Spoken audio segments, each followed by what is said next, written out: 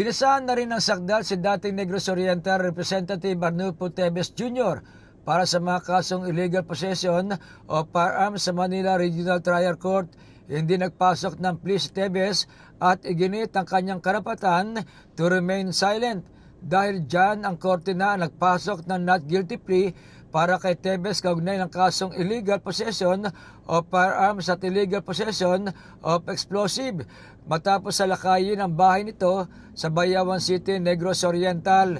Mismong ang mga abogado ng dating kongresista na sina Atty. Joey Lumongaya at Atty. Rafael Andrada ang nakasama niya sa sala ni Judge Renato Enciso ng Manila RTC Branch 12. Magutang si Teves ay naharap sa kasong 10 counts ng murder, 13 counts ng frustrated murder at 4 counts ng attempted murder sa Manila RTC Branch 51.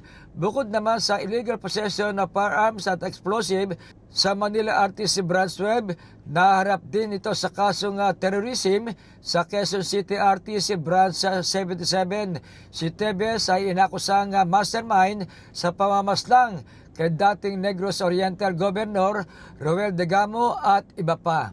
Para sa MBC TV Network News, ito si Boy Gonzales, una sa Pilipinas, una sa Pilipino.